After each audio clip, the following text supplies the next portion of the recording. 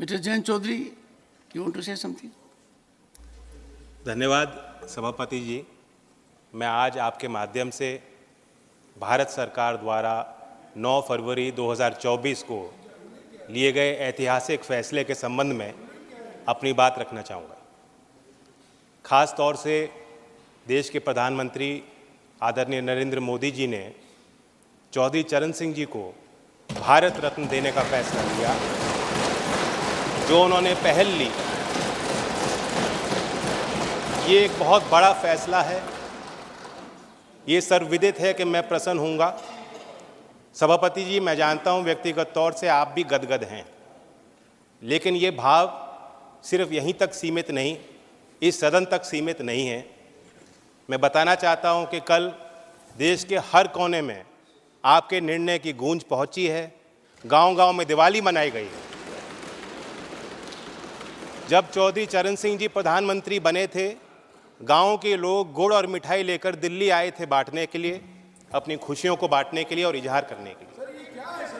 उसी तरीके से कल भी कनॉट प्लेस में किसानों ने गुड़ बांटा है। ये दिखाता है, दर्शाता है कि ये फैसला सिर्फ चौधरी चरण सिंह जी के लिए परिवार तक सीमित नहीं है। देश का किसान, कमेरा वर्ग, देश का वंचित समाज का व्यक्ति जो आज भी मुख्य धारा में नहीं है, इस सदन की कार्रवाई के दौरान दुर्व्यवहार को लेके बहुत दुखी हूं। आपने मेरी ही नहीं, देश की भावनाओं को व्यक्त किया। सभापति जी, आपने मुझे संरक्षण दिया। बड़ी अचंभा मुझे होती है कि हम चौधरी चरण सिंह जैसी शख्सियत को किसी गठजोड़ के बनने और तोड़ने और चुनाव लड़ने और जीतने तक सीमित रखना चाहते हैं। लेफ्ट, राइट, सेंटर में हम बटे रहेंगे तो ये देश के जो असली धरती पुत्र थे, उनका आदर और सम्मान हम कैसे रख पाएंगे। मैं ये मानता हूं कि देश में जितने महान नेता आए हैं, सब ने एक दूसरे से कुछ ना कुछ लिया है, सीखा है, प्रेरणाएं ली हैं। चौधरी चरण सिंह जी गांधीयन सिंप्लिसिटी को अपना असूल बना के उन्होंने जीवन जिया। महात्मा गांधी जी के ग्राम स्वराज को अपना, उनकी मूल फिलॉसफी का वो हिस्सा और चरित्र का हिस्सा रहा। लाल बहादुर शास्त्री की ईमानदारी, नैतिक, उनके चारित्रिक गुणों को उन्होंने अपने अंदर समाया।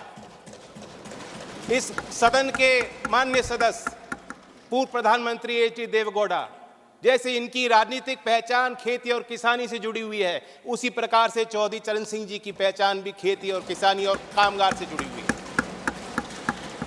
राजनीतिक विशेषज्ञ मानते हैं कि जैसे इंदिरा गांधी जी में एक करिश्माई शक्ति थी लोगों को अपनी तरफ आकर्षित करने की, उसी प्रकार से चौधरी चरण सिंह जी को सुनने के लिए, उनको छूने के लिए, उनको बेहतर तौर से समझने के लिए दूर दूर से, गांव-गांव से लोग चले आते थे।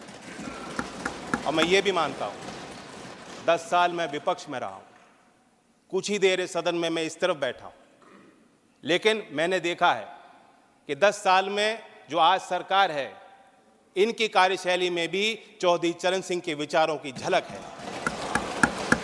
जब आदरणीय प्रधानमंत्री जी ग्रामीण क्षेत्र में शौच की दुर्व्यवस्थाओं पर प्रकाश डालते हैं, जब महिला सशक्तिकरण को अपना प्लेटफॉर्म भारत सरकार बनाती है और गांव-गांव में जागृति पैदा करती है, तो मुझे उसमें चौधरी चरण सिंह जी की बोली याद आती है। सभापति जी, हम लोग नेताओं को समझ नहीं पाएंगे अगर हम इसी तरह बटे रहेंगे। कुछ लोग, उनके अंदर भ्रम है। कुछ लोग ये भी कहते हैं, मानते हैं कि चौधरी चरण सिंह जी जाटों के नेता थे या सिर्फ किसानों की वकालत करते थे। ऐसा नहीं, वो विचारक थे और उनके इंटेलेक्चुअलिज्म पे जो टेरेंस जे बायर्स, जो प्रोफेसर थे oriental college in African studies London school में, यूनिवर्सिटी ऑफ लंदन में, उन्होंने किताब लिखी है चरण सिंह 1902 to 87 एन असेसमेंट। मैं उससे कोट करना चाहूँगा sir. Charan Singh did have incisive intelligence and he undoubtedly applied it to a continuing study of agricultural problems in Uttar Pradesh. Judgment on whether he was an intellectual, of course, turns to one definition of intellectual. My judgment is that on the most rigorous definition, Charan Singh was clearly an intellectual and not only that, the most unusual one. Sir, जो प्रधानमंत्री जी ने और भारत सरकार ने चौधरी साहब को भारत रत्न दिया है, मैं मानता हूं उससे दो बड़े काम हो जाते हैं। एक कि चौधरी साहब की लेगेसी को हम दोबारा इंस्टीट्यूशनलाइज करते हैं। देश के सभी विश्वविद्यालयों में पढ़ रहे छात्र, उनके अंदर आपने एक नई जिज्ञासा पैदा की है। गांव में पल रहे नौजवानों के अंदर एक नई जिज्ञासा और भावना आपने पैदा की है। देश के अर्थशास्त्री और मुख्यधारा में जो लोग नीति निर्धारक हैं, आपने दोबारा उनको कहा है कि चौधरी चरण सिंह को आप स्टडी कीजिए, अपने स्टडी में शामिल कीजिए, अपने अध्ययन और विचार अनुसंधान में शामिल कीजिए। दूसरा बड़ा काम जो भारत सरकार ने किया, भारत रत्न देकर हौसला बढ़ाया। मैं मानता हूं कि ये एक महज पुरस्कार नहीं है, सबसे बड़ा सम्मान है। और मैं जानता हूं कि आज की जो जीवंत समस्या देश के सामने और चुनौतियां हैं, किसानों की समस्या हैं, भारत रत्न देकर उनका हल नहीं निकलता। लेकिन आने वाले सालों में झोपड़ में पैदा होने वाला व्यक्ति जब वो कहेगा अगर मुझ जैसा चौधरी चरण सिंह बन सकते हैं, भारत रत्न उनको मिल सकता है, तो मैं भी अपनी समस्याओं का समाधान खुद करने में सक्षम हूं। ये बहुत बड़ी जीत हासिल हुई है।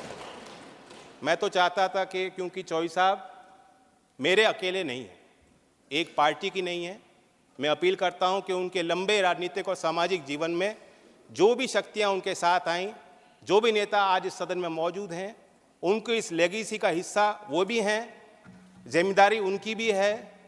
कोई वसीयत में कोई संपत्ति वो छोड़ के नहीं गए थे।